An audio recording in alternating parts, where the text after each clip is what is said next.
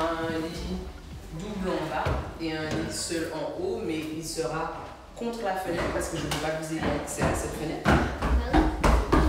C'est très dangereux. Parce que je me suis dit, pourquoi c'est très dangereux? La fenêtre s'ouvre complètement, donc le lit sera devant la fenêtre. Ouais.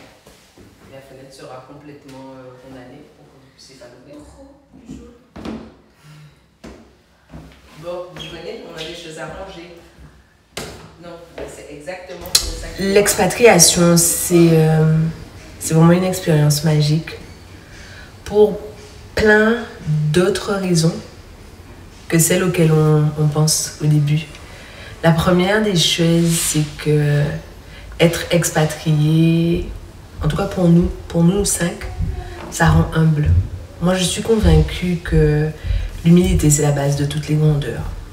Être conscient de toute la croissance qu'on a encore à acquérir, à gagner, à conquérir, ça nous permet de grandir effectivement.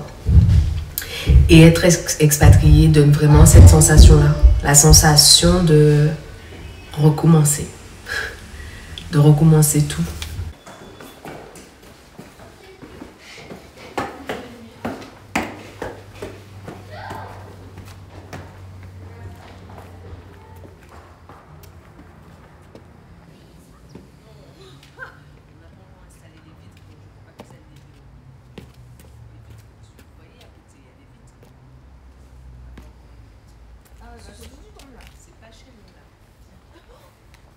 J'allais continuer la visite. Là, il y a notre garage, là, c'est pas cher. Mais je suis allée par là.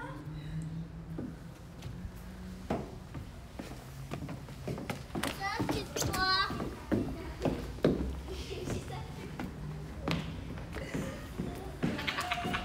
Tu as tapé chez les gens? Mais là. Bonne idée. Oh, c'est lourd.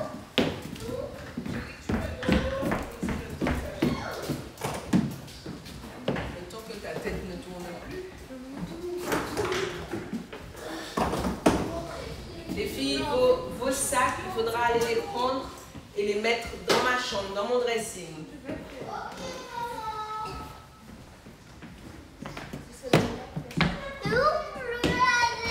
Mes chaussures. Enlever des chaussures? Oui, maman, c'est lourd. C'est ça.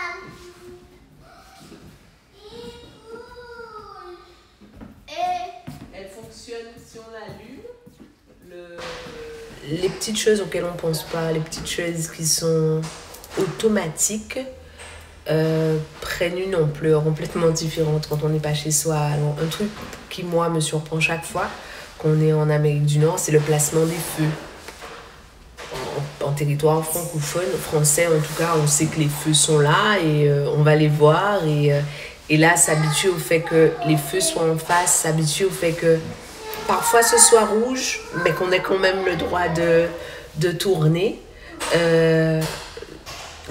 Ces petites choses-là rendent humble. Être pour la première fois de notre vie, les immigrés et les immigrants, ça rend humble. J'ai beau savoir que je suis en règle, savoir que tout est ok, qu'il n'y a aucune raison pour que légitimement on me refuse un numéro de sécurité sociale ou autre chose du genre.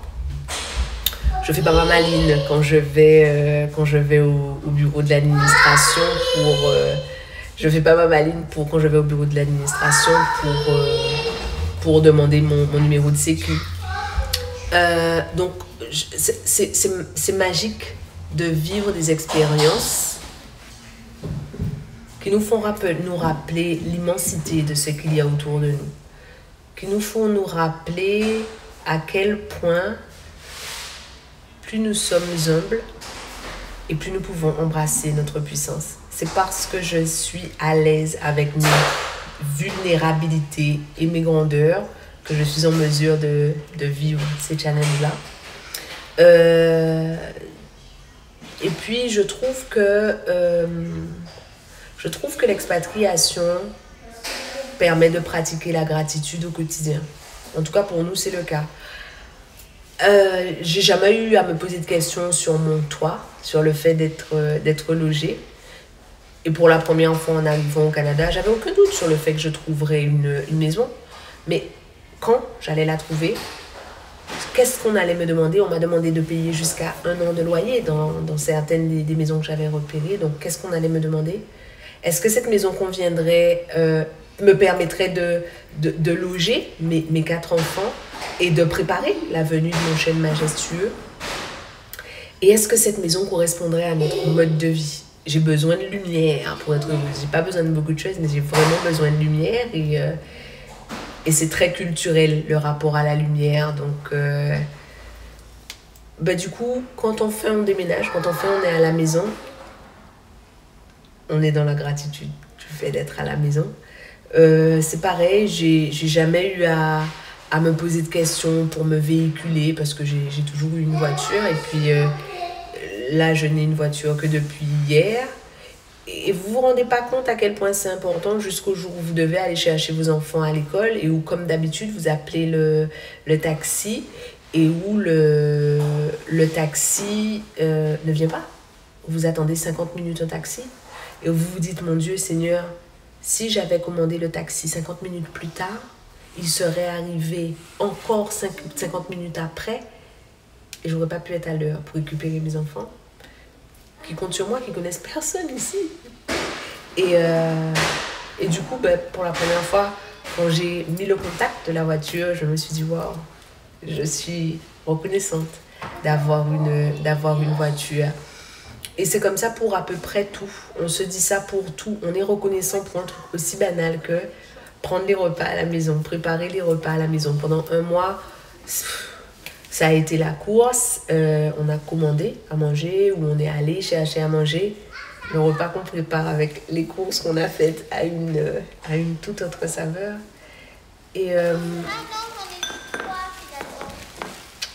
c'est magique de se rendre compte.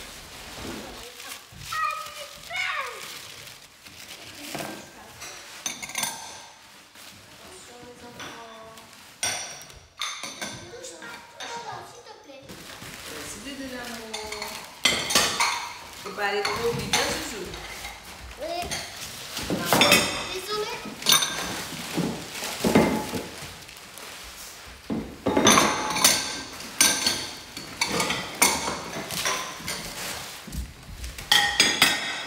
D'accord, chérie.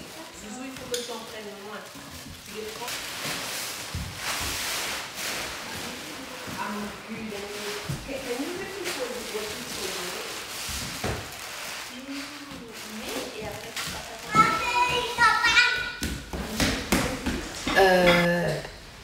c'est magique de se rendre compte à quel point il y a de la croissance dans tout. La croissance est un choix. La croissance est une façon de voir les choses. La croissance est une valeur. J'ai vraiment le sentiment, quand je nous regarde vivre parce qu'on est installé, on est à la maison, mais il y a encore tellement de choses à ranger, tellement de choses à faire. On n'a pas d'armoire, les affaires sont encore dans les valises. C'est le chaos, on bousille le sol, c'est le chaos. Et pourtant, d'accord, il faut que tu demandes à ta soeur. D'accord? Va demander à Popoy de t'aider. D'accord? Vite. Pour la salade. Oui, pour la salade. On n'a pas encore de... Comment? Tu as pété. Mais personne n'a pas. Mais enfin, c'est toi. Mais c'est toi. Si tu es incommodé, c'est toi, Zouzou. Tu as... On peut jouer avec ça. Non, Zouzou, j'en ai besoin. Place. En plus, j'étais persuadée qu'Amazon avait déjà livré le produit pour le lave-vaisselle et j'espérais pouvoir... Mais pourquoi toutes les étiquettes sur le truc de ce vase? Oui, mon chéri. Enfin, de ce recto. Tu as fait ça? Non, non, non. Chérie, c'était pas ici. De la...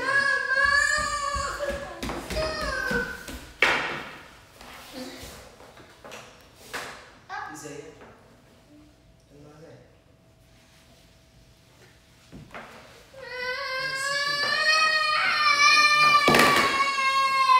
J'arrive pas à visser en fait. Est-ce que c'est pas le bon?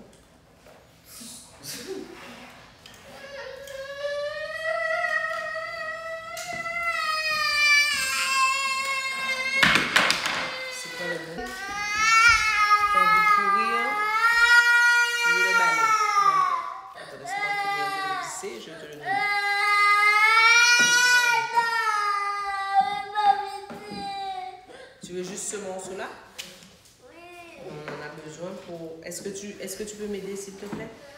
Attends, laisse-moi te dire ce que je voudrais que tu fasses. Est-ce que tu peux m'aider, s'il te plaît? Attends, regarde. Est-ce que tu peux m'aider? Parce que là, moi, je ne me sors pas du tout. Regarde, cette partie-là, ça, est-ce que tu penses que tu peux arriver à la visser ici? Pourquoi t'es fâchée? Pourquoi est-ce que tu as réussi à faire? D'accord.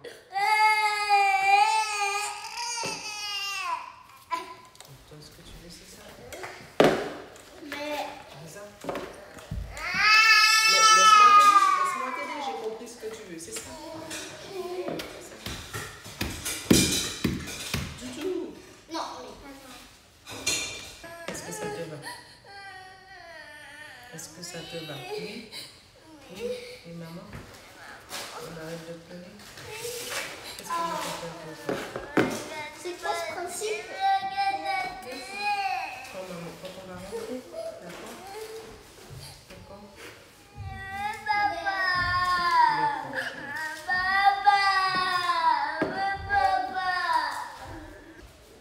Est-ce que tu es sûre de ça? Qu'est-ce qu'elle fait?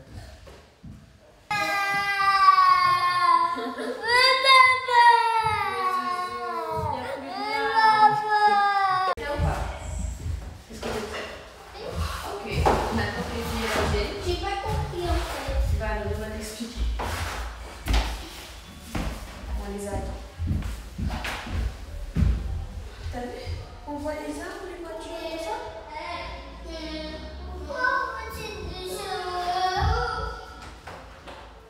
Comment ça se ferme ça? Touche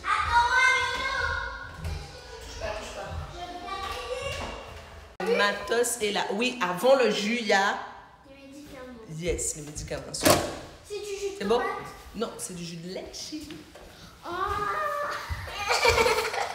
Maman. Et j'ai mis le reste ici. Je savais pas que c'était sympa. Tu vas faire quoi? Je vais regarder. Restez là. C'est qui est là? C'est bon, c'est géré. Isaïa, Faire du vélo. Quand on sera installé, on va acheter un vélo.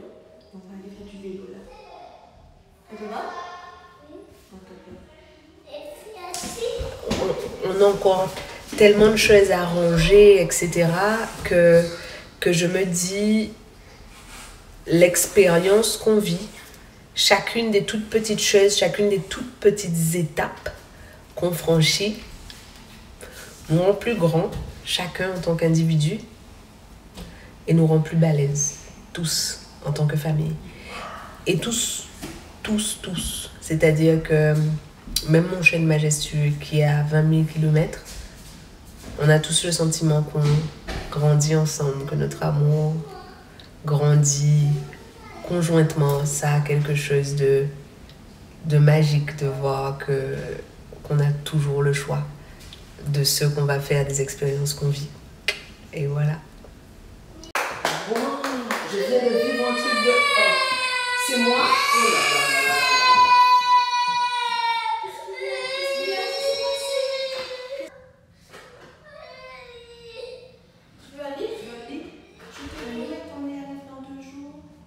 alors, qu'est-ce qui t'est arrivé? Donc, j'ai entendu frapper à la porte. Je me suis dit, ça y est, les voisins viennent me dire qu'on fait trop de bruit. Donc, je sors et une amie me dit, hello, I just wanted to say hi. I'm gonna Je te l'avais dit. Tu avais dit Mais ça? oui, tu m'avais dit. Et moi, je me suis dit, mais non, c'est nous qui sommes fous. Comme dans les films. C'est vraiment de camp. Yes. Faut qu'on lui amène une Je te jure. Elle m'a dit, if you need something, just let us know, we are here. Et je me disais, wow, bienvenue au Canada. Complètement. Bon, je finis de... Mais j'ai pas